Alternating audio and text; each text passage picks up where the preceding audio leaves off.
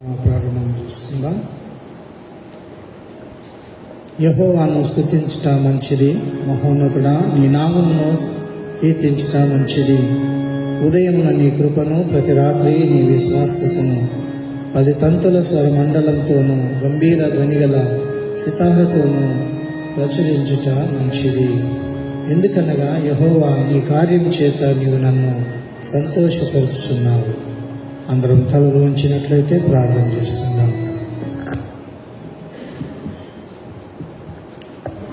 మహోన్నతుడా, పరిశుద్ధుడా, ప్రేమ నమ్మకమైనటువంటి మా పరలోకపు తండ్రి, జీవం కలిగినటువంటి దేవా, మీకే వందనాలు, స్తుతులు, స్తోత్రములు చెల్లిస్తున్నాం. ఆశ్చర్యకరుడు, నమ్మదగినటువంటి మా దేవుడు వహించినాం. మీ మహాకృపను బట్టి, ప్రేమను బట్టి నైనా మరొకసారి మమ్మల్ని అందరినీ కూడా మీరు ప్రేమించి ఆశీర్వదించిన విధానం బట్టి మీకు వందనాలు చెల్లిస్తున్నాం. ఇదిగో నాయనా, ఈ సన్నిధిలో ఆరాధించుటకు మమ్మల్ని అందరినీ నడిపించిన విధానమును బట్టి మీకు ఎంతగానో కృతజ్ఞతాస్తుతులు, స్తోత్రములు చెల్లిస్తున్నాం. దయగలిగిన మా పరలోకపు తండ్రి, ఈ యొక్క యాషన్ వీక్లో 2వ దినమున మీ సన్నిధిలో ఆరాధించేటటువంటి ఈ గొప్ప భాగ్యాన్ని మాకు అనుగ్రహించిన విధానమును బట్టి మీకు వందనాలు, స్తోత్రం చెల్లిస్తున్నాం. ఇదిగో నాయనా, మీ కార్యములు, అద్భుతములు, ఆశ్చర్యములు అయించి ఉన్నాయి. ఈ ఆరాధనలో అంతట్లో మీ సన్నిధిని, మీ ప్రసన్నత ఉంచండి. ఈ ఆరాధన ద్వారా కేవలం మీరు మాత్రమే మహిమ, ఘనత, ప్రభావాన్ని పొందుకునమని మా ప్రభు అయిన యేసుక్రీస్తు పేరిట అడిగి వేడుకుంటున్నాము తండ్రి, ఆమేన్. సమయమందు మనందరినీ కూడా ఈ యొక్క ఆరాధనలోకి ఆహ్వానిస్తూ ఉంటున్నాను. దేవుడు మిమ్మలను, మీ కుటుంబాలను దేవుడు దీవించి ఆశీర్వదించును గాక. ఈ సమయమందు సంఘమంతా కూడా లేచి నిల్చండి. కూటంలో ఉన్నటువంటి మొదటి పాట ఆంధ్ర క్రైస్తవ కీర్తనలో నుండి 332వ కీర్తన, అపరాధిని యేసయ్య కృప చూపి బ్రోమయ్య అనే కీర్తన అందరం కలిసి పాడుకుందాం.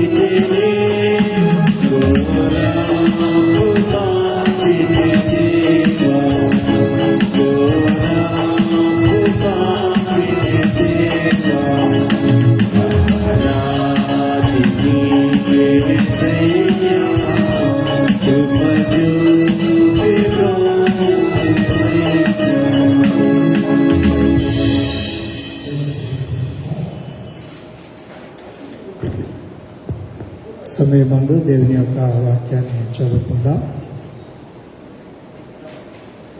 ఈ ప్రత్యేకమైనటువంటి ఆరాధన కొరకు ఏర్పాటు చేయబడినటువంటి వాక్య భాగము లూకా సువార్త 13వ అధ్యాయము 6 నుంచి 9 వచనాల వరకు.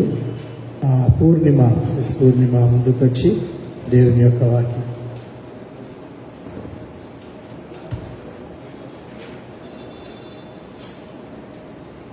లూకా సువార్త 13వ అధ్యాయము 6 నుంచి 9 వచనాలు.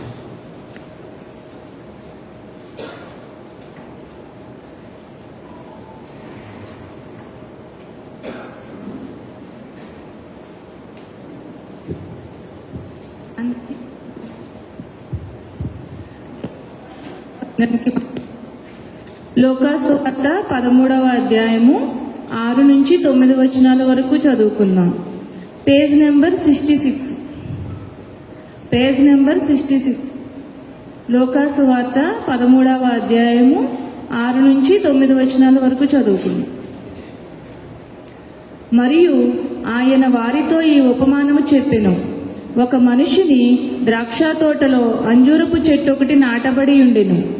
అతడు దాని పండ్లు వెదక వచ్చినప్పుడు ఏమీ దొరకలేదు గనుక అతడు, ఇదిగో 3 ఏండ్ల నుండి నేను ఈ అంజూరపు చెట్టున పండ్లు వెదక వచ్చుచున్నాను గాని ఏమీ దొరకలేదు, దీనిని నరికివేయుము, దీని వలన ఈ భూమియు ఏల వ్యర్థమైపోవలనని ద్రాక్ష తోటమాలితో చెప్పెను. అయితే వాడు, అయ్యా, నేను ద్రాక్ష దాని చుట్టూ త్రవ్వి ఎరువు వేయుమట్టుకు ఈ సంవత్సరము కూడా ఉండనిమ్ము. అది ఫలించినా సరి, లేని ఎడల నరికించి వేయమని అతనితో చెప్పెను. దేవుడి వాక్యం మనం ఇంటిలో దీవించుదాం.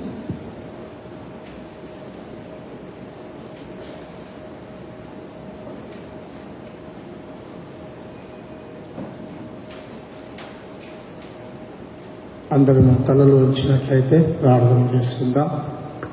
దేవుని యొక్క మహాకృపను బట్టి దేవుడు మనందరినీ కూడా ప్రేమించి ఆశీర్వదించిన విధానమును బట్టి దేవునికి ఎంతగానో కృతజ్ఞతాస్తుతులు మనం చెల్లించే వారమై ఉన్నాం. ప్రార్థన చేసుకుందాం. మహిమ కలిగిన దేవ, మహోన్నతుడా, పరిశుద్ధుడైనటువంటి మా పరలోకపు తండ్రి, మీకే వందనాలు, స్తుతులు, స్తోత్రములు చెల్లిస్తుంటున్నాం. ఆశ్చర్యకరుడు, నమ్మకమైనటువంటి దేవుడవునైనా మరొకసారి మమ్మల్ని అందరినీ కూడా మీరు ప్రేమించి ఆశీర్వదించి ఇదిగో మీ సన్నిధిలో ఆరాధించేటటువంటి ఈ గొప్ప భాగ్యాన్ని మాకు అనుగ్రహించిన విధానంను బట్టి మీకు ఎంతగానో కృతజ్ఞతాస్తుతులు, స్తోత్రములు చెల్లిస్తుంటున్నాం.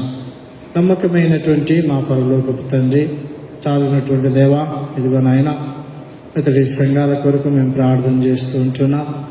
మరి ఇదిగో నాయన, ఈ రోజున ఎక్కడెక్కడైతే ఆరాధనలు జరుగుతూ ఉంటున్నాయో అక్కడ మీ సన్నిధిని, మీ ప్రసన్నత నుంచమని ప్రార్థన చేస్తుంటున్నాం. ఆయా సంఘాలలో ప్రభువా ఇంకా మరి నైనా ఆరాధన జరుగుతూ ఉండగా అక్కడ మీ సన్నిధిని, మీ ప్రసన్నత నుంచమని ప్రార్థన చేస్తుంటున్నాం. దయగలిగిన మా పరలోకపు తండ్రి, చాలినటువంటి దేవా, మరి గుడిమలకూరు మెదటి సంఘం అంతటిని బట్టి మీకు ఎంతగానో కృతజ్ఞతాస్తుతులు, స్తోత్రములు చెల్లిస్తూ ఉంటున్నాం. దయగలిగిన మా పరలోకపు తండ్రి, ఆరాధించుటకు నీ సన్నిధిలోకి వచ్చినటువంటి నీ ప్రియ సంఘం అంతటిని కూడా మీరు దీవించి ఆశీర్వదించమని ప్రార్థన చేస్తున్నాం.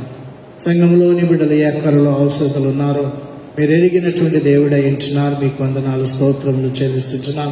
నీ బిడ్డల యొక్క ప్రతి అక్కర అవసరత మీ సమృద్ధిలోంచి తీర్చే దేవుడై ఉంటున్నందుకై మీకు వందనాలు, స్తోత్రములు. నాయన, మిమ్మల్ని ప్రేమించి మీ సన్నిధిని ప్రేమించి ఆరాధించుటకు వచ్చినటువంటి ప్రతి ఒక్కొక్క బిడ్డను, వారి కుటుంబాలను పేరు పేరు వలస మీరు దీవించి ఆశీర్వదించమని ప్రార్థన చేస్తూ ఉంటున్నాం. నమ్మకమైనటువంటి మా పరలోకపు తండ్రి, చాలినటువంటి మా దేవ, మీకే వందనాలు, స్తోత్రం చెల్లిస్తున్నాం. ఈరోజు నీ వాక్యాన్ని అందించినటువంటి దాసుని కూడా శిలువ చాటు మరుగుపరుచుకోనండి, మాట్లాడమని ప్రార్థన చేస్తూ ఉంటున్నాం. దయగలిగిన మా పరలోకపు తండ్రి, మరొకసారి ఈ ఆరాధన అంతట్లో కూడా మీ సన్నిధిని, మీ ప్రసన్నత నుంచమని ప్రార్థన చేస్తున్నాం. సంఘంలో అస్వస్థగా ఉన్నటువంటి బిడ్డలందరినీ ముట్టి సంపూర్ణ స్వస్థత మీరు అనుగ్రహించండి. బిడ్డలు ఇంకా ఈ అవసరతలు అక్కర్లు ఉన్నారో మీరు ఎరిగిన దేవుడు అయించినారు. వారి ప్రతి అక్కర అవసరత తీర్చమని ప్రార్థన చేస్తున్నాం. కుటుంబాలు ప్రతి ఒక్కరు కూడా రక్షింపబడి మీరు ఇచ్చిన రక్షణలో ప్రతి ఒక్కరు కూడా ఆనందించుటకు మీ సహాయం దయచేయమని ప్రార్థన చేస్తున్నాం. మీ దయగల, మీ కరుణగల హస్తం ఉంచండి. చాలిన దేవుడిగా మీరుండమని ప్రార్థన చేస్తుంటున్నాం. ప్రతి నిత్యం నాయన మీ సన్నిధిని మేము అనుభవిస్తూ మీరు ఆనందించి కృప దయచేయమని, దయగల, కరుణగల హస్తం ఉంచమని యేసుక్రీస్తు పేరిట అడిగి వేడుకుంటున్నాను మా తండ్రి, ఆమేన్. ఈ సమయమందు దేవుని యొక్క వాక్యాన్ని అందించుటకు మన మధ్యలో రెవరెండ్ జయపాల్ గారు ఉంటూ ఉన్నారు. వారిని ఆహ్వానిస్తూ ఉంటున్నాం. వారు మీ అందరికి కూడా సుపరిచయలే కాబట్టి వారిని గురించి పరిచయం ఏమి అవసరం. ఎందుకంటే నాకంటే ముందుగా మీకు చాలా సీనియర్, చాలా సంవత్సరాల నుంచి మన సంఘంలోకి ఆరాధించుటకు వస్తూ ఉన్నారు. వారిని ఆహ్వానిస్తూ ఉంటున్నాం. ఈ సమయమందు అందరం కూడా లేచి నిల్చుండి బులెటిన్లో ఉన్నటువంటి 2వ పాట 326వ కీర్తన పాడిన తదుపరి దేవుని యొక్క వాక్యాన్ని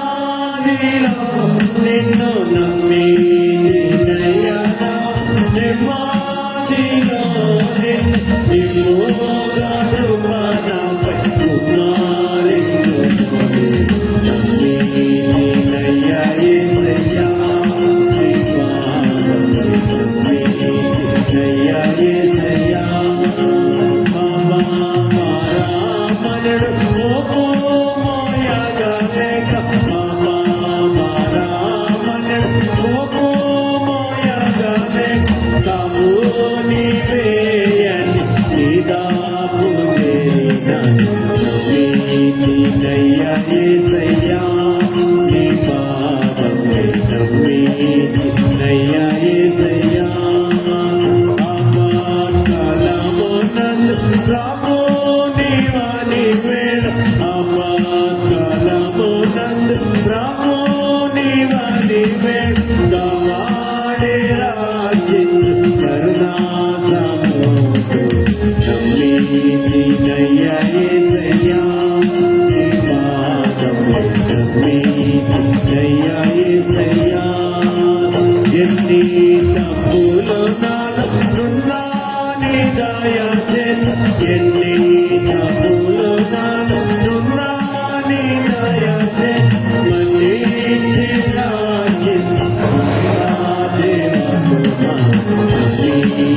దయా యేసయ్యా నీ పాదం నమ్మి దయా యేసయ్యా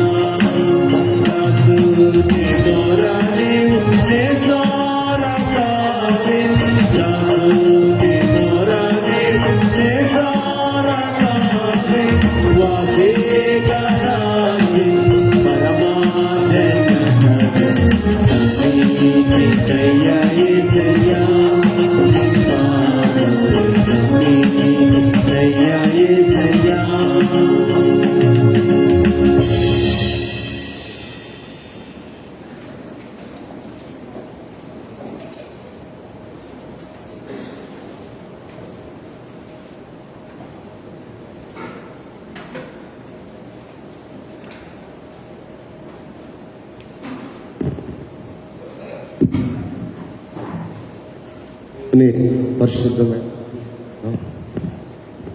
శ్రేష్టమైన నామానికి మహిమ కలుగును గాక. అవకాశం కలిగించినటువంటి గుడిమల్కాపూర్ మెథడిస్ట్ సంఘ పెద్దలందరికీ, స్థానిక దైవజనులు పాస్టర్ జయపాల్ గారికి, సంఘస్థులందరికీ ప్రభువును రక్షకుడైనటువంటి యేసుక్రీస్తు శ్రేష్టమైన నామములో ఈ ప్యాషన్ వీక్ లేక పరిశుద్ధ వారము 2వ దినంన నాకు అవకాశం కలిగించిన మరోసారి మీ అందరికీ ప్రభువైన యేసుక్రీస్తు నామములో వందనాలు తెలియజేస్తున్నాం. మనం బులెటిన్లో ముద్రించిన మాదిరిగా నేను చదివించిన లేఖనము లాస్ట్లో దాన్ని ఎక్స్ప్లెయిన్ చేస్తాను. కొన్ని విషయాలు చదివి మళ్ళీ మీరు మార్క్స్ వార్త 11వ అధ్యాయము 12 నుండి 14 వచనాలు చదివినట్లయితే ఈ అంజూరపు చెట్టు గురించి కొంత వివరణ తెలుసుకుందాం. మనం అంజూరపు చెట్టు చదవండి ఎవరైనా. మార్క్స్ వార్త 11వ అధ్యాయము 12, 13, 14 వచనాలు. మరునాడు బేతనీ నుండి వెళ్ళుచుండగా ఆయన ఆకలి కొని దూరము నుండి చూచి దాని మీద ఏమైనా దొరుకునేమని వచ్చాను. ఆకులు తప్ప మరి ఏమీ కనబడలేదు.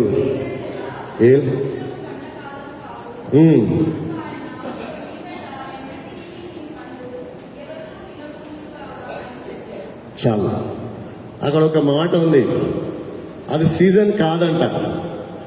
సీజన్ కాదన్నప్పుడు మళ్ళీ ప్రభు ఎట్లా చెప్పించుండొచ్చు కదా. ఒక ప్రశ్న వేసుకోవాలి. ఆయన సృష్టికర్త. వాస్తవానికి ప్రభు క్షమించాడు, క్షమించేవాడు. సో అయితే మనం గమనించినట్లయితే ఈ అంజూరపు చెట్టు ఎక్కడ పెరుగుతుందంటే ఇజ్రాయిల్లోని పాలస్తీనాలోని ప్రదేశంలో, మధ్యధార ప్రదేశంలో పెరుగుతుంది ఇది. తర్వాత ఈ పెంపు ఎలా ఉంటుందంటే ఈ ద్రాక్ష తోటకు దీనికి చాలా సంబంధాలు ఉన్నాయి. ద్రాక్ష తోటల మధ్యలోనే ఎక్కువ వేస్తారు. మీరు ప్రతి సందర్భంలో ద్రాక్ష చెట్టు తర్వాత అంజూరపు చెట్టు అనే పదం వస్తుంది. ఈ అంజూరపు చెట్టు ఇంచుమించు 11 మీటర్లు పెరుగుతుంది. 11 మీటర్లు అంటే ఒకవేళ మీకు అర్థం కాలేకుంటే 33 ఫీట్లు. అది కూడా అర్థం కాలేదనుకోండి, మీ దగ్గర 3 అంతస్తుల బిల్డింగ్ ఉంటే అంత ఎత్తు.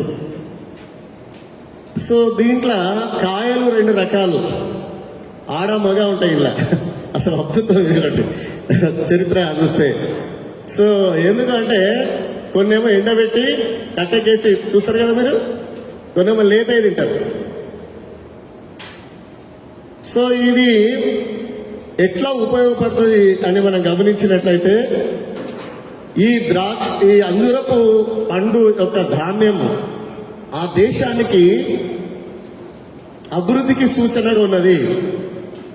ఆ ఇజ్రాయెల్ ప్రజలకు అభివృద్ధికి సూచనగా ఉన్నది. ఉదాహరణకు మన ఏరియాలో మనం కొన్ని పంటలు పండిస్తాం. ఇప్పుడు ఇటు జైరాబాద్ బెల్ట్ తీసుకున్నాం అనుకోండి, చెరుకు పంట చాలా ప్రాముఖ్యత ఇస్తాం. అట్లాగే వారు నివసిస్తున్న ప్రాంతంలో అది ఆ దేశానికి అభివృద్ధికి సూచనగా కనిపిస్తున్నాయి లేఖనాలు. అయితే ఇజ్రాయెల్ ప్రజలు ఏంటంటే దేవుని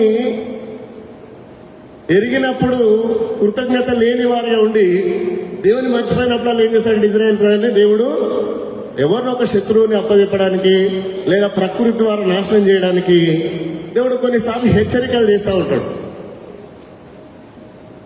ఈ అంజూరపు చెట్టు నిజంగా ప్రభు ఇప్పుడు నేను చదువుతున్న భాగంలో గమనించినట్లయితే, మరి మన ఎదుటి వారు ఈ రోజుల్లో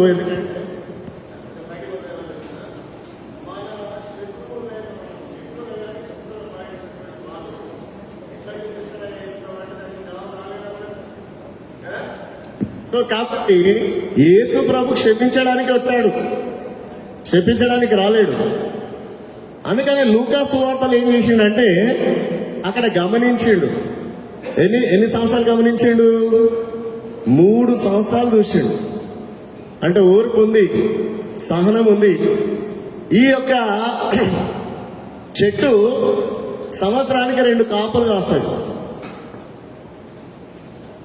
ఫస్ట్ కాపు ఏంటంటే ఏప్రిల్ నుండి పిందెలు స్టార్ట్ అవుతాయి. అంటే గాలి ఇప్పుడు మనం కొన్ని ఎండాకాలంలో ఇప్పుడు చూడండి, ఇప్పుడు మామూలుగా మనకు ఇప్పుడైనా మామిడికాయలు అయిన అనుకోండి, మార్చి ఇలాగ ఫిబ్రవరి ఫస్ట్ వీక్ లో చూస్తే అంత పూత కనిపిస్తుంది. అంటే మనకి ఏంటిది మామిడి పూత కొంత రాలిపోతా ఉంటుంది. సో అట్లాగే ఈ అన్ సీజన్ లో ప్రభు వచ్చిండు, ఆయనకు ఆకలైంది, చూశాడు. కానీ మనం అదే అనుకుంటాం. కానీ ఇక్కడ శిష్యులకు ఒక గొప్ప విశ్వాసాన్ని నేర్పడానికి కూడా ఒక ప్రయత్నం చేసింది. శిష్యులు వారు గ్రహించినట్లు మనం చూస్తున్నాం. వాళ్ళు ఏమంటారంటే, ప్రభా మీరు చెప్పిన చెట్టు ఎండిపోయింది అని ప్రభువు చెప్తా ఉంటారు. ఇందులోనే 22 వచ్చింది చదవండి ఎవరైనా. మార్క్స్ వార్త 11:22. మార్క్స్ వార్త 11:22. మీరు దేవుని యందు విశ్వాసం ఉంచినట్లయితే, ఈ విశ్వాసాన్ని నేర్పడానికి ప్రభు దాన్ని కొంతవరకు హెచ్చరిక చేసినట్లు అనిపిస్తుంది. ఇక్కడ వాళ్ళు ఆశ్చర్యపోయారంటే అది ఎండిపోవడమే కాదు నాయన, నేను చెప్తే కాదు, మీకు కూడా విశ్వాసం ఉందనుకో, మీరు ఈ కొండ తీసి ఏం చేస్తారు? ఆ సముద్రం ఎత్తబడి సముద్రంలో ఏమంటే పడిపోతుంది అని చెప్పాడు. ఇది నిజంగా జరిగిందమ్మా. కొంత చరిత్రలో మీరు గూగుల్లో సెర్చ్ చేస్తే ఏమైందంటే, ఒక రాజు కాలంలో ఆయన దగ్గర ఉన్న మంత్రి ఏం చేసిందంటే, రాజా ఈ క్రైస్తవుల బైబిల్లో ఇట్లా రాయబడి ఉన్నది, ఆ ప్రార్థన చేస్తే కొండ లేచిపోతుందంట, ఇట్లా రాయబడి ఉన్నదంట. అట్లనా? నిజమా అని రాజు ఏం చేసిందంటే, సరే మరి ఏం చేద్దాము, ఒకసారి మరి వాళ్ళకి చెప్దాం, వాళ్ళు ఎంత పెద్దలు ఉంటారు కదా వాళ్ళ దాంట్లో. అంటే సరే అని మొత్తానికి ఆ రాజు ఏం చేస్తారంటే, ఆ కాలం ఉన్నటువంటి బిషప్స్ ను లేదా ఆ కాలంలో ఉన్నటువంటి గొప్ప గొప్ప దైవజనులను ఫస్ట్ పిలిపిస్తారు. అవును మీ బైబిల్ ఉందంటగా, రాయబడి ఉందంట కదా. అవును రాయబడి ఉంది. మరి ప్రార్థన చేస్తారా? చేస్తాం. ఒకవేళ లేవకపోతుంటే క్రైస్తవులు అందరినీ సంహరిస్తున్నాడు ఆయన. అప్పుడు భయం వచ్చేసింది రాజు వీళ్ళకి క్రైస్తవులకు. అప్పుడు చాలా సెర్చ్ చేసిరు వాళ్ళు మొత్తం ఆ దేశంలో. ఇప్పుడు జనరల్ గా మనకేం చేస్తాం, మన రాష్ట్రంలో ఏదైనా పెద్ద మీటింగ్ పెట్టాలంటే మన డినామినేషన్స్ బిషప్స్ ఎవరున్నారో లేదా రోమన్ క్యాథలిక్ వీళ్ళందరికీ కొంచెం మెయిన్ లైన్ చర్చెస్ వాళ్ళకి ఇన్ఫర్మేషన్ ఇస్తారు. సో వాళ్ళు వచ్చిర్రు, మాట్లాడుకున్నారు, బాగానే జరిగింది. అయినా విశ్వాసం సరిపోతుంది. అయితే ఎవరయ్యా మరి ప్రార్థన చేసేటోళ్ళు, ఏందయ్యా ఒకవేళ అది కదలలేకుంటే కష్టం కదా అని అపనమ్మకము, అవిశ్వాసము, సందేహము. అందుకని యాకోబు పత్రిక 1:5 అంటున్నట్టు మనం అక్కడ ఏంటంటే జ్ఞానం కొరకు హైలైట్ చేస్తాం, కానీ సందేహించక అడగాలట. మనలో సందేహాలు ఏర్పడతాయి మన వరకు వచ్చే వరకు. స్టేజ్ మీద ఉండి మంచిగా లేదు చెప్తాము. ఇప్పుడు నాకేదైనా జ్వరం వచ్చింది అనుకోండి, జ్వరం వచ్చినప్పుడు నేను ప్రార్థన చేస్తా, బాగానే ఉన్నది. నాకు వచ్చినప్పుడు నేనే డాక్టర్ పోవాలని ఆలోచిస్తా. అక్కడ మన విశ్వాసాన్ని. సో అప్పుడు ఏం చేశారంటే ఒక 7 గుడ్డోలు వాళ్ళు అడవిలో ఉండేవారు, 24 hours ప్రార్థన చేసేవారు. వాళ్ళని ఎవరో కనుగొన్న తర్వాత పిలిపించారు. మొత్తాన్ని బిషప్స్ పెద్ద పెద్దలు ఎవరైతే పిలిపించారు. ప్రార్థన చేద్దామా మరి? అవును చేద్దాం. ప్రార్థన చేస్తున్నారు. చేయడం స్టార్ట్ చేసి ఒక 10 నిమిషాల తర్వాత కొండ సడన్లీ మనం లేచి వెళ్ళిపోతే అప్పుడు ఏం చేశారంటే ఎవరైతే ప్రార్థన చేశారో 7 ఇక మనల్ని ఎట్లుంటారు, ఇక వాళ్ళు అది చేస్తారు కాబట్టి. ఇప్పుడు పేతురేమో నీకో పర్ణశాల ఏలేమో అట్లా కడతారని వీళ్ళు ఏం చేశారంటే వీళ్ళు ఒక గుహలోకి వెళ్ళిపోయారు అన్నట్లు. అదొక బండలోకి వెళ్ళిపోయిన తర్వాత ఆ భూభాగం ఏం చేశాడు, ఒక రైతు కొనుక్కున్నాడు. 50-60 సంవత్సరాల కింద. మీరు గూగుల్లో రీసెర్చ్ చేయండి, 7 స్లీపర్స్ అని ఉంటుంది. అక్కడ మీకు మొత్తం స్టోరీ మొత్తం కనిపిస్తుంది. సో అప్పుడు ఏం జరిగిందంటే ఆ రైతు ఆ గుహను దున్నినప్పుడు వాళ్ళు సజీవంగా వచ్చారు. వాళ్ళ దగ్గర కొన్ని కాయిన్స్ ఉన్నాయి, అప్పట్లో రియాల్స్ అనే వాళ్ళు. అవి తీసుకొని వాళ్ళు ఏం చేశారంటే కిరాణా కొట్టుకు వెళ్ళి మాకు కొంచెం వస్తువులు కావాలని చూస్తే ఆ కిరాణా షాప్ అని ఏంది ఇది ఎప్పటి తెలుసా, ఇది 100 సంవత్సరాల క్రితం, ఇప్పుడు నడవదు. ఇక్కడ శిష్యులకు ఈ అంజూరపు చెట్టు శపించడం కాదు. అక్కడ శిష్యులకు ఏం నేర్పుతుందంటే మీరు ప్రార్థన చేస్తే నాకంటే గొప్ప కార్యములు మీరు చేయగలుగుతారు, చేస్తారు అని భావాన్ని చూపుతూ ఈ అంజూరపు చెట్టు గురించి ప్రస్తావించినట్లు చూస్తున్నాము. సరే, కొంత చరిత్ర మనం కొన్ని విషయాలు చూసాం. ఇప్పుడు మనము ఈ అంజూరపు చెట్టు గురించి మనం గమనించినట్లయితే ద్వితీయోపదేశ కాండం తొందర నాకు ఒక సమయం చెప్పాడు పాస్టర్ గారు, నా చెవులో ఉంది. అది ఒక 5 నిమిషాలు అటు ఇటు కావచ్చు. సో కొంచెం సబ్జెక్ట్ ఎక్కువ రాసుకొని వచ్చినా కానీ సరే, ఏదేమైనా చూద్దాం. తొందర అవుదాం. ద్వితీయోపదేశ కాండం 8:8, సంఖ్యాకాండము 13:23. తొందరగా అవుదాం. అది గోధుమలు అమ్మా, యవలు,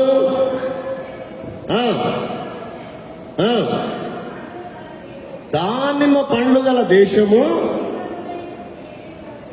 అమ్మా. ఇక్కడ మీరు గమనించాలి, అందుకని చెప్పినట్టు అది గోధుమలు, ద్రాక్ష చెట్లు, అంజూరపు చెట్లు పక్కనే చూడండి. అంటే అంజూరపు చెట్టు ఎక్కడ ఉంటుందంటే ద్రాక్ష చెట్టు మధ్యలో వేస్తున్నారు. ఎక్కడ ఇప్పుడు కొన్ని తోటలలో మనం ఏం చేస్తాము, కొన్ని మధ్యలో వేస్తాం కదా, అట్లా. తర్వాత చూడండి ఈ ద్రాక్ష గెల ఎంత అని చెప్పుకుంటూ సంఖ్యాకాండము 13:23, సంఖ్యాకాండం 13:23 అమ్మా.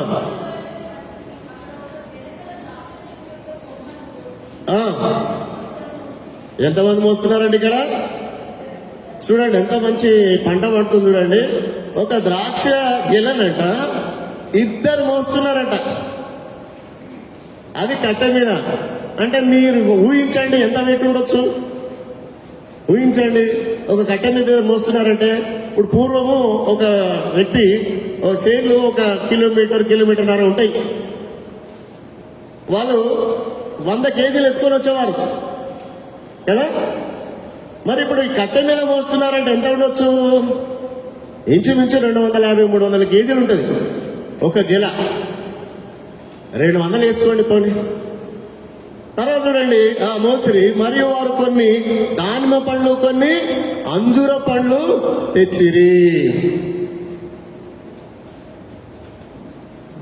ఇక ఈ అంజూరపు చెట్టు గురించి నిజంగా ఆ దేశానికి నిజంగా అది శాంతిని లేక సమాధానాన్ని సౌభాగ్యాన్ని సూచిస్తుంది. ఆ పంట పడితే వీళ్ళ పంట నష్టపోయింది అనుకో, ఆ పంటను దేవుడు తీసేసిన లేఖనాలు కూడా కొన్ని నేను చూపిస్తాను. అప్పుడు వాళ్ళకి ఏంటంటే వాళ్ళు నష్టపోయినట్లు. శత్రువు మనల్ని ఏం చేస్తాడు కొన్నిసార్లు, ఇప్పుడు ప్రజెంట్ యుద్ధం జరుగుతుంది, జరిగితే ఏం చేస్తున్నారు, విలువైన వస్తువులను నాశనం చేస్తున్నారు. ఆడెక్కడో మన ఇరాన్ లో బాంబు వేస్తే ఇక్కడ మనకేమైంది, పెట్రోల్ కదవైపోయింది, గ్యాస్ కదవైపోయింది కదా, బతకడం చాలా కష్టమవుతుంది. సో అలాగే ఆ రోజుల్లో దేవుడు ప్రకృతికి పనిపెట్టి ఇజ్రాయెల్ ప్రజలు మాట వినప్పుడు చూద్దాం ఒకసారి. ఇర్మియా గ్రంథము 5:17 వచనం. ఇర్మియా గ్రంథం 5:17.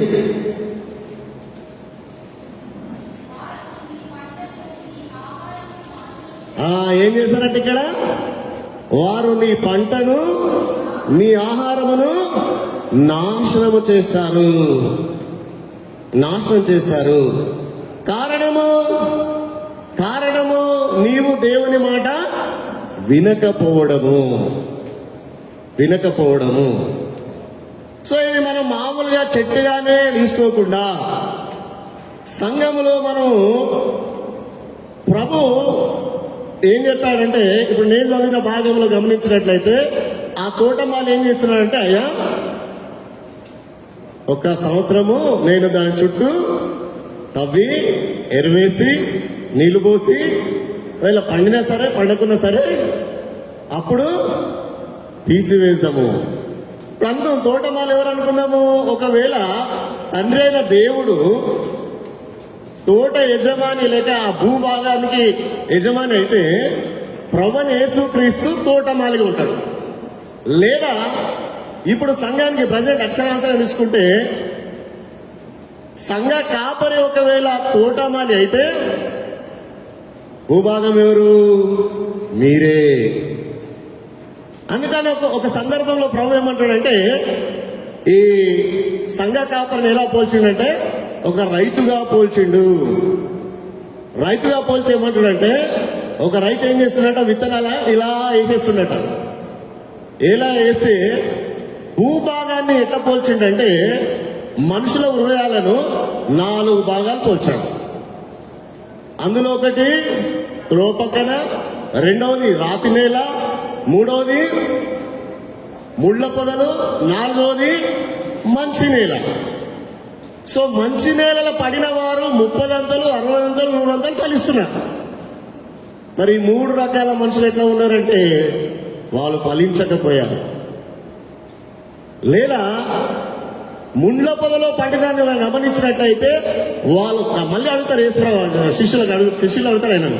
అయినప్పుడు ఆయన ఏమంటారంటే, ఐహిక విచారం వల్ల వాళ్ళు ఎదగలేకపోయారు. అంటే ఆధ్యాత్మికంగా ఎదగలేకపోతున్నారు. భూ సంబంధమైన సంగతులే మనము ఆలోచించగలుగుతున్నాము. కాబట్టి మనం ఎదగలేకపోతున్నాం. అయితే ఈ యొక్క అంజురపు చెట్టును గురించి మనం గమనించినట్లయితే ఒక 5 భాగాలు, నేను 5 శ్రేష్టమైన విషయాలు మీ ముందుకు తీసుకురావాలనుకుంటున్నాను.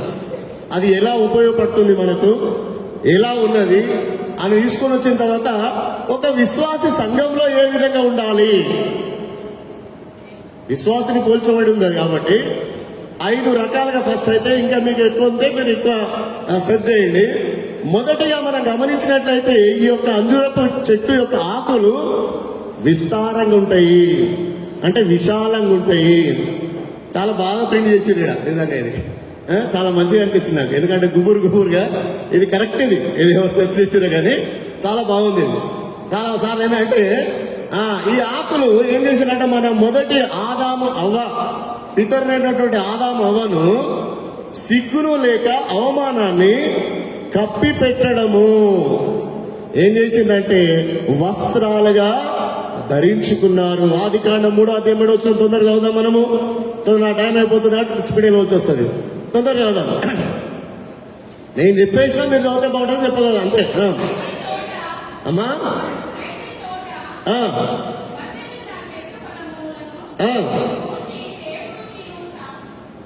చదమ్మా చదువు.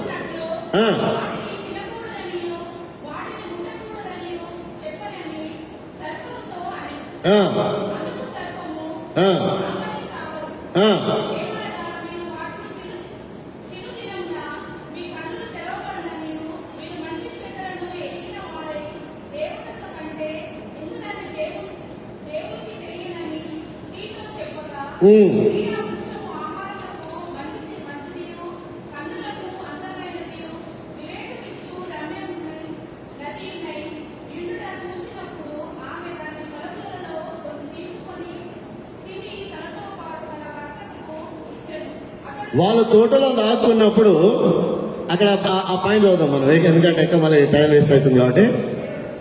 అదే చెప్పిన ఏడవచ్చు అందుకని ఎక్కడెక్కడ.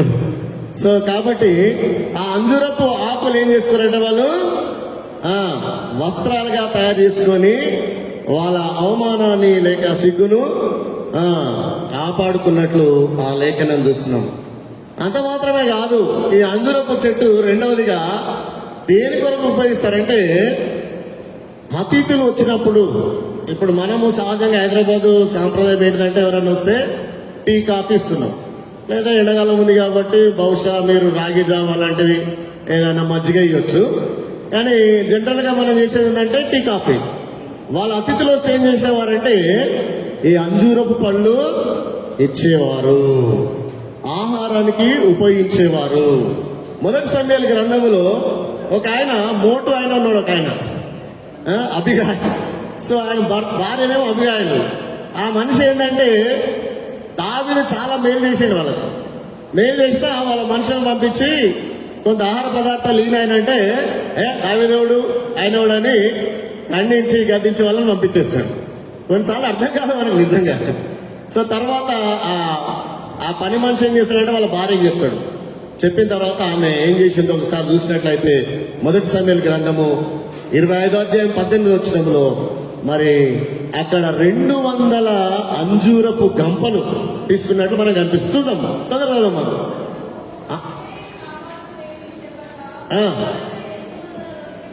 200 రొట్టెలను అమ్మా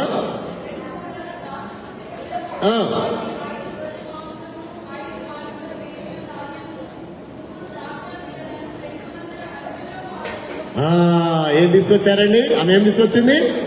200 అంజురపు ఆడలు, అంటే ఇప్పుడు గేలెలు అనుకోండి. సో అది తినడానికి ఉపయోగకరమైన ఆహారము. అంతేకాదు మూడోది గమనించినట్లయితే ఈ చెట్టు భయాన్ని తొలగించేది.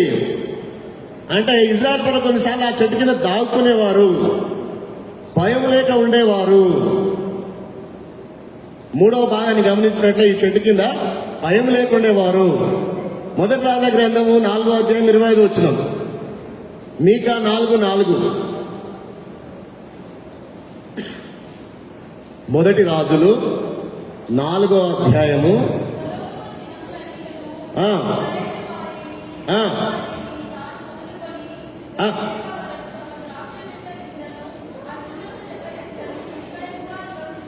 నిర్భయముగా నివసించారు. శత్రువు వచ్చినప్పుడు ఎక్కడున్నారు వాళ్ళు? నిర్భయముగా అంజూరపు చెట్టు కింద నివాసం చేస్తున్నారు. మీకా కూడా సేమ్ అదే ఉంటది చదివినట్లయితే. సో తర్వాత గమనించినట్లయితే 4వది ఏంటంటే ఎండ నుండి అలసట తీర్చుకునేవారు. ఊర్లలో చాలా సార్లు ఇప్పుడు ఏం చేస్తారు, మామూలు ఎండకు ఇళ్లలో కానిగాలి వండకుండా ఏం చేస్తారంటే యాప్ చెట్టు కిందనో చింత చెట్టు కిందనో చల్ల గాలి వస్తారు పంటలు. నిజంగా చెప్పాలంటే ఆ రెండుటి కంటే కానుగు చెట్టు కింద చాలా మంచి గాలి వస్తుంది. తర్వాత ఔషధము కానుగు చెట్టు కూడా మన దగ్గర లేవు. ఇప్పుడు మనం అంజూర చెట్టు దగ్గర పోలేం కదా మనమైతే. సో కాబట్టి వీళ్ళేం చేశారంటే అంజూరపు చెట్టు కింద ఎండలో సేదరించుకునేవారు. చూద్దాం ఒకసారి చూద్దాం. యోహాను సువార్త 1:48. యోహాను సువార్త 1:48.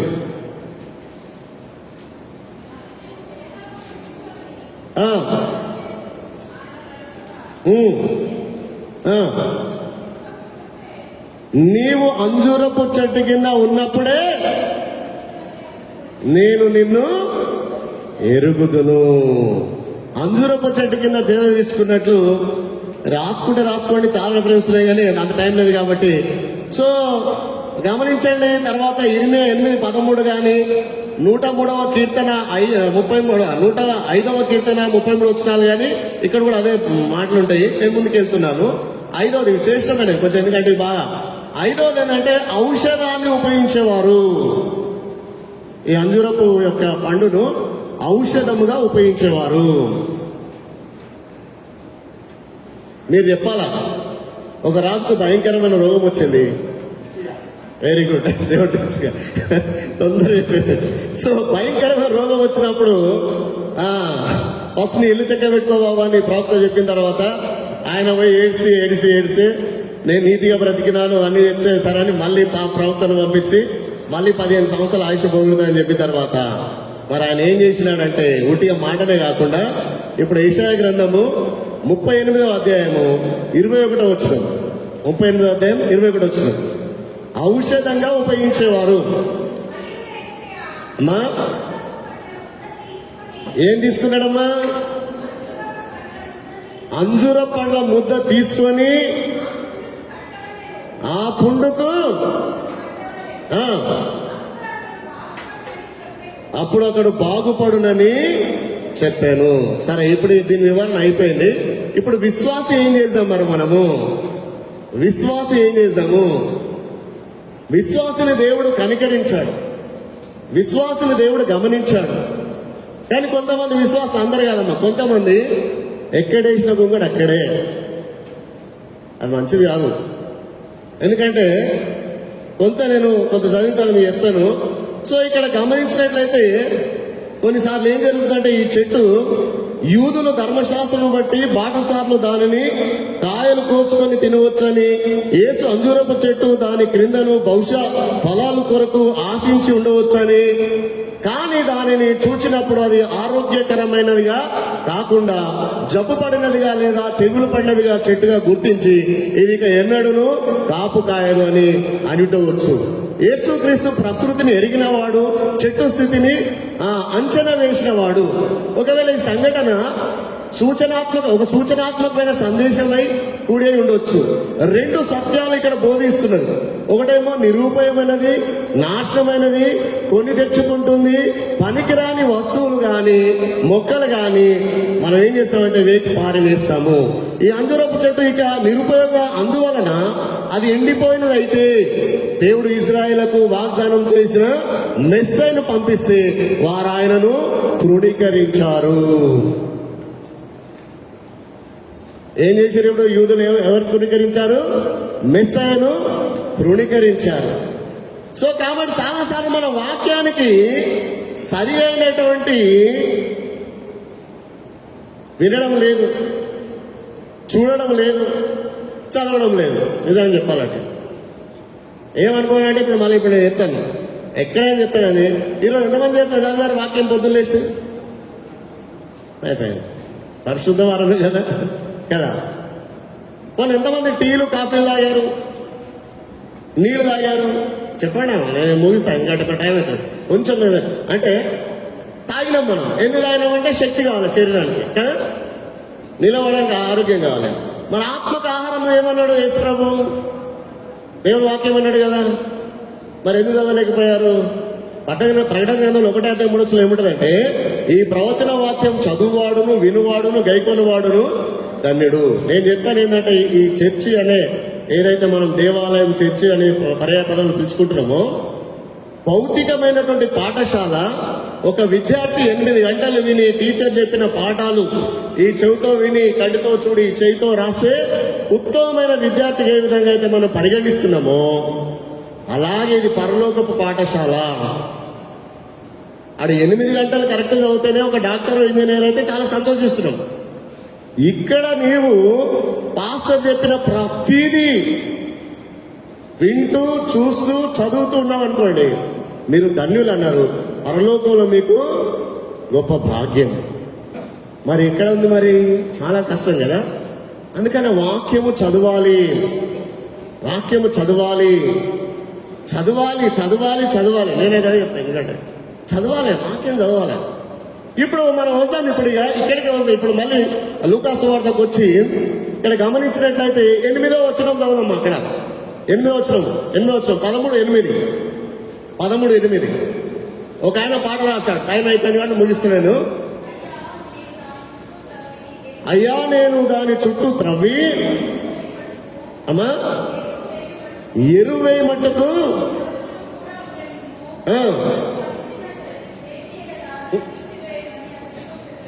ఏం చేస్తాడంటే ఈయన సంఘ కాపరి ఏం చేస్తాడు చూడండి, చక్కని ఎరువు వేస్తాడు. అంటే వాక్యాల ద్వారా ఎరువు వేస్తాడు. ఇప్పుడు హోలీ వీక్ లో నేను 2వ వ్యక్తిని, రేపు ఎవరు వస్తారో తెలియదు, ఆయన ఎట్లా బోధిస్తాడు కదా, ఎన్నో వాక్యాలు బోధిస్తాడు కదా. సో అలా మరి ఏంటంటే ఒక ఆయన పాట రాశాడు. ఇది మీరు బాగా గమనించాలి, ఈ పాటలో చాలా భావముంది. ఫలముల నాశించిన పరలోక తండ్రి తేరి చూచుచున్నాడు నీ వైపు. ఫలముల నాశించిన పరలోక తండ్రి తేరి చూచుచున్నాడు నీ వైపు. ఫలించకుండుట నీకు న్యాయమా, యజమాని సహనముతో చెలగాటమా. ఫలించకుండుట నీకు న్యాయమా, యజమాని సహనముతో చెలగాటమా. ఫలముల నాశించిన పరలోక తండ్రి తేరి చూచుచున్నాడు నీ వైపు. ఫలాన్ని ఆశిస్తున్నాడు తండ్రి. ఐగుప్తు నుండి తీసుకొచ్చిందట, సంఘం అనే ద్రాక్ష తోటలు నాటిండట. మరి ఫలించకుంటే ఎట్లా? ఫలించాలి కదా. కొంతమంది ఎక్కడేసిన గొంగడి అక్కడనే. మన పిల్లల్ని ఎల్కేజీలు వేసిన తర్వాత 10 years తర్వాత ఎల్కేజీలు ఉన్నాడంటే బాగుంటుందా? ఎల్కేజీలు వేసిర్రు, మళ్ళీ 10 years తర్వాత ఎల్కేజీలో కూర్చోబెడితే బాగుంటుందా? ఏంటి పాస్టర్ గారు, ఎల్కేజీలో ఎట్లుంటాడు? మా అబ్బాయి 8వ తరగతి ఉంటాడు, 8th క్లాస్ ఉంటాడు, 9th క్లాస్ ఉంటాడు, మంచిగా చదివితే జంప్ చేస్తే. మరి మీ అబ్బాయి 8th క్లాస్ ఉంటాడు, మరి ఇక్కడ బాప్టిజం తీసుకొని 30 సంవత్సరాలు 20 సంవత్సరాలు 10 సంవత్సరాలు అక్కడే ఉంటే ఎట్లా?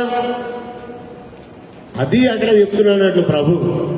చూడండి, ఇప్పుడు ఒక విద్యార్థి స్కూల్లో కొంచెం చిల్లర విల్లర వేసిన అనుకోండి, ఆ యజమాని ఏం చేస్తారు, టీచర్ ఏం చేస్తారు, అందరూ ఫోన్ చేస్తారు. మీ అబ్బాయి సరిగ్గా అవుతలేడండి, మీ అమ్మాయి సరిగ్గా అవుతలేదండి, మరి మీ అమ్మాయిని తీసుకెళ్ళండి, మీ అబ్బాయిని తీసుకెళ్ళి అంటారు కదా. మనం ఏం చేస్తాం, అప్పుడు వాళ్ళ బతిమలాడుతూ ఉంటాం, మేనేజ్మెంట్ బతిమలాడుతున్నాం. పోని మేడం గారు అదే సంవత్సరం ఎట్లన్నా రేపు మళ్ళీ మంచిది. సేమ్ అలాగే ఏం చేస్తుండంటే ఈ సంఘ కాపరి, అయ్యా ఒక సంవత్సరం ఏం చేస్తాను, దాని చుట్టూ వాక్యం అనే ఎరువు వేస్తాను, వాక్యం అనే నీళ్లు పోస్తాను, వాక్యం అనే ఔషధం లాంటి వాక్యం ఇస్తాను.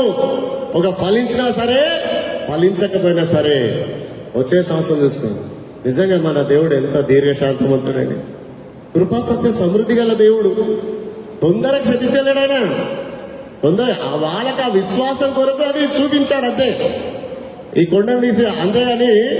సో దేవుడు శపించడానికి రాలేడు కదా, చెప్పడానికి వచ్చిండా? ఖండించాడు, గద్దించాడు, బుద్ధి చెప్పాడు. సో కాబట్టి ఈ ఔషధము ఇప్పుడు మనం ముగిస్తున్నాం కాబట్టి, ఒకవేళ మీరు ఇంకా బాప్తిసం తీసుకొని అక్కడే ఉండకుండా మీకు ఏ తలాంతులు అనుకున్నాం. ఇప్పుడు ఫలం అనుకున్నాం కదా. గలతీలకు రాసిన పత్రికలో మనకు ఆత్మ ఫలం ఉంది, ఆత్మ ఫలాలు కావాలి. ఫలములలోనే 9 అన్నట్టు. ఆ 9లో ఏదన్నా ఒకటి మనలో ఉండి క్రియాశీలకంగా చూపించాలి మనం సంఘంలో. మళ్ళీ మనలో ఉంటే సరిపోదు, క్రియాశీలకంగా ఏం చేయాలి, దాన్ని పనిలో పెట్టాలి. అది అసలైన సిసలైనటువంటి విశ్వాస యొక్క లక్షణము. కాబట్టి చదువుదాం ఒకసారి గలతీలకు రాసిన పత్రిక 5వ అధ్యాయము 9, మనకు తెలిసి కదా 19వ వచనం. చూద్దాం ఒకసారి, తొందరగా చదువుదాం. అమ్మ అయ్యారా, ఆత్మ ఫలాలు, ప్రేమ, సంతోషము, సమాధానము, దీర్ఘశాంతము, దయాలత్వము, మంచితనము, విశ్వాసము, స్వాత్వికము, ఆశా నిగ్రహము. ఈ ఈ ఈ 9 ఫలాలు ఏది శ్రేష్టమైనది అనుకుంటున్నారు మీరు? కాదక, ఆశా నిగ్రహం ఉండాలి. ఆశా నిగ్రహం లేక ఈరోజు మనము ఏదేదో చూసి, అంటే లోక సంబంధమైన చూసి విశ్వాసం నుండి కోల్పోతున్నాము. కాబట్టి ఆశా నిగ్రహాన్ని మనం ఎప్పుడైతే కంట్రోల్ పెట్టుకున్నాం అనుకోండి, మనము నిజంగా చిన్న క్రీస్తులుగా కనబడతాము. మనం అందరం ఎట్లా కనబడతాం తెలుసా? చిన్న క్రీస్తులుగా కనబడతాం.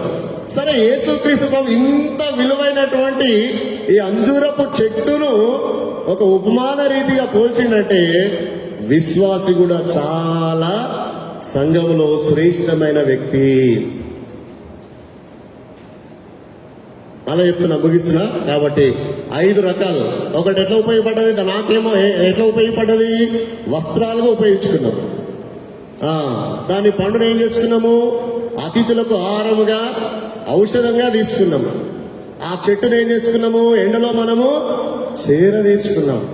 నిజంగా కొంతమంది విశ్వాసులు దైవజనులకు కానీ లేక విశ్వాసులకు కానీ వాళ్ళ ఇళ్ళకి వస్తుంటే, ఆ ఆతిథ్యం ఇస్తుంటే నిజంగా చాలా కొన్నిసార్లు అది వర్ణింప శక్యం కానీ. ఒక ఆమె కనిపిస్తుంది మనకి, ఎలీషా గారికి ఆతిథ్యం ఇస్తా ఉంటే అసలు ఆ పోయినప్పుడల్లా పిలుచుకొని అడగకముందే ఇంటి మీద రూమ్ వేసేసి, మంచం వేసి అది పెట్టేసి, అంటే దేవుడు ఆమెను ఏం చేసినాడు? అద్భుతంగా దీవించాడు. విశ్వాసిని నువ్వు ప్రేమించినా, దైవజనుని ప్రేమించినా ఫలాలు మాత్రం దేవుని దగ్గర సమృద్ధిగా పొందుకుంటాము. కాబట్టి మంచి అంజూరపు చెట్టు వలె మనం ఫలించే వారిగా ఉందాము.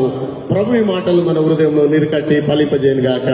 ఇటు అవకాశం కలిగించినటువంటి మన సంఘ పెద్దలు, గుడిమల్కాపూర్ మెథడిస్ట్ సంఘ పెద్దలందరికీ, సంఘంలో ఉన్నటువంటి ప్రతి కుటుంబానికి, స్థానిక దైవజనునికి, పాస్టర్ గారికి, వారి కుటుంబానికి దేవుడు సమృద్ధిగా దీవించును గాక. ఆమేన్.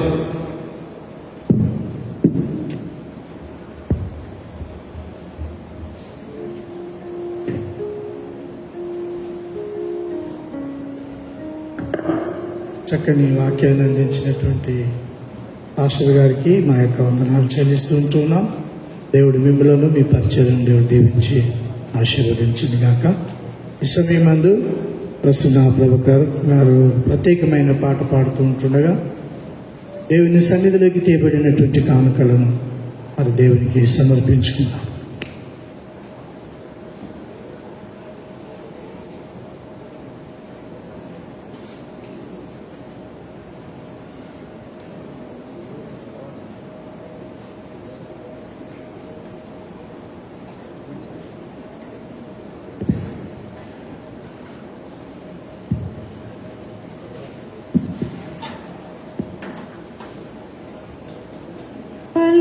ఫలించకుండుట నీకు న్యాయమా?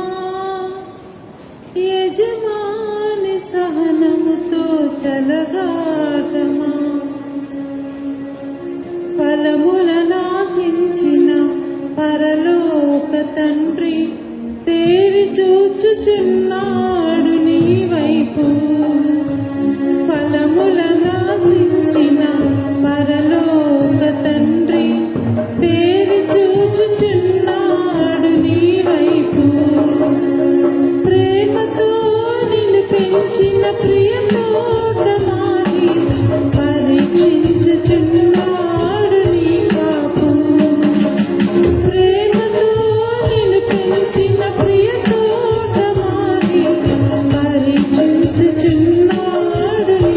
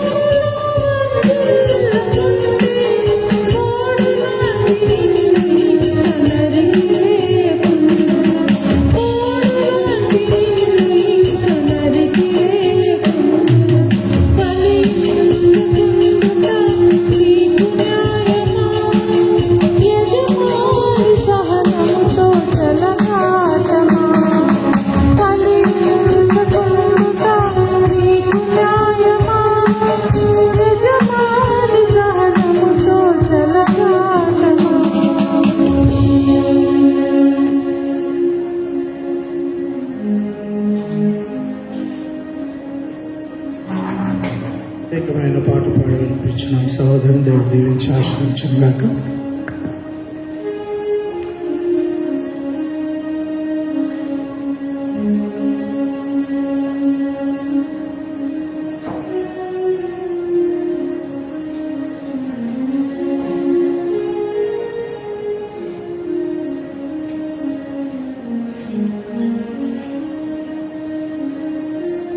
ప్రార్థన చేసుకుందాం. అందరం తలలో వచ్చినట్లయితే ప్రార్థన చేసుకుందాం.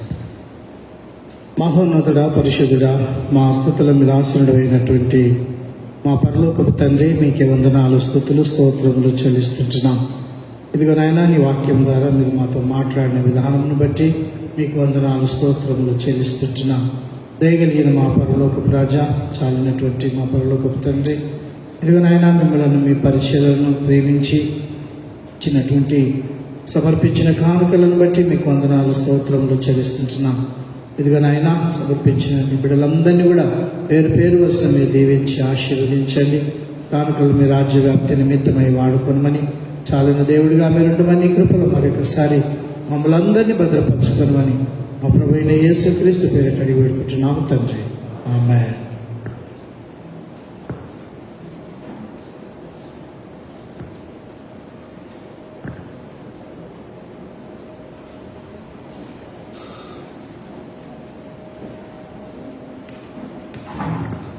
సమయం ముందు అనౌన్స్మెంట్స్ మనం విందాం. రేపటి రోజున యథావిధిగా 7 గంటలకే ఆరాధన ప్రారంభమవుతుంది. గమనించాల్సిందిగా మనవి చేస్తూ ఉంటున్నాం. మరి హైదరాబాద్ రీజనల్ కాన్ఫరెన్స్ మరి 24, 25, 26 తారీఖులో మరి జరగనైంటుంది. దాని కొరకు ప్రార్థించాలని మనవి చేస్తూ ఉంటున్నాం. 12వ తారీఖు ఆదివారం రోజున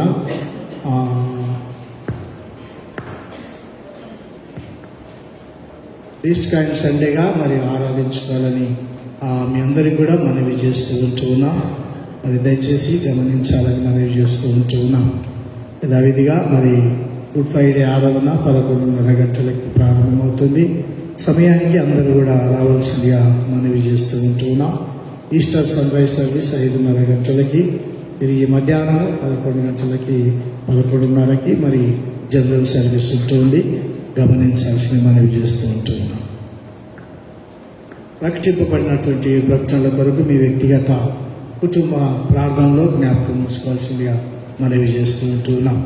చివరిగా ఈ సమయం అందరం కూడా లేచి నిలిచింది 193వ కీర్తన చూడాలి సిలువను వేలాడు యేసయ్య అనేటటువంటి ఆ కీర్తన పాడిన తదుపరి ప్రార్థన, పరలోక ప్రార్థన ఆశీర్వాదంతో సెలవిస్తుంది.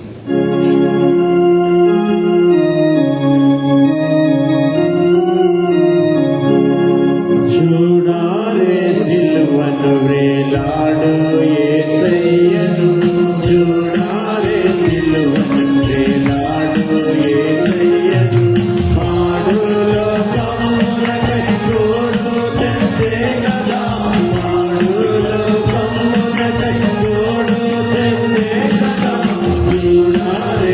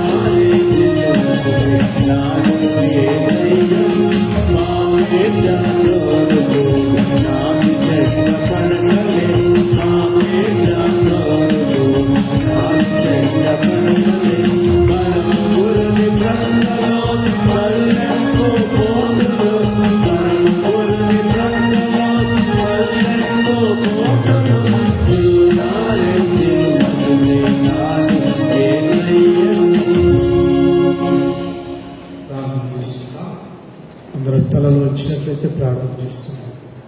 పరిశుద్ధుడైనటువంటి మా పరలోకపు తండ్రి, నమ్మకమైనటువంటి మా దేవా, నీకు వందనాలు, స్తుతులు, స్తోత్రములు చెల్లిస్తున్నాం. ఇదిగో నాయన, ఈ యొక్క పరిశుద్ధ వారంలో రెండవ దినాన మరి నీ వాక్యాన్ని ధ్యానిస్తూ మీ సన్నిధిలో ఆరాధించుటకు మీరిచ్చినటువంటి యొక్క శ్రేష్టమైన సమయమును బట్టి మీకు వందనాలు, స్తోత్రములు చెల్లిస్తున్నాం. ఆశతో ఆసక్తితో నీ మందిరంలో ఆరాధించుటకు వచ్చిన ప్రియ సంఘం అంతటిని కూడా మీరు దీవించి ఆశీర్వదించమని ప్రార్థన చేస్తుంటున్నాం. మీ వాక్యము ద్వారా మీరు మాతో మాట్లాడిన విధానమును బట్టి మీకే వందనాలు, స్తుతులు, స్తోత్రములు చెల్లిస్తున్నాం. అయా, మేము మీ కొరకు ఫలభరితమైనటువంటి జీవితాన్ని జీవించటానికి మీ సహాయము దయచేయమని ప్రార్థన చేస్తూ ఉంటున్నాం. నమ్మకమైనటువంటి మా పరలోకపు తండ్రి, ఈ వాక్యాన్ని అందించినటువంటి అయామిదాసును దీవించి ఆశీర్వదించండి.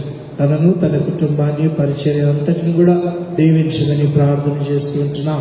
అయా, నీ వాక్యమును కేవలం వినివారం మాత్రం కాక ఈ లోకంలో మేము ఆ విధంగా జీవించటానికి అనేకులకు మా ఫలభరితమైనటువంటి జీవితాన్ని కనుపరచుటకు మీ సహాయము దయచేయమని ప్రార్థన చేస్తున్నాం. ఆరాధనలో పాల్పంపులు పొందినటువంటి మీ ప్రియ సంఘం అంతటిని మీరు దీవించండి. ప్రతి కుటుంబాన్ని పేరు పేరు వరుస మీరు దీవించి ఆశీర్వదించమని ప్రార్థన చేస్తూ ఉంటున్నాం.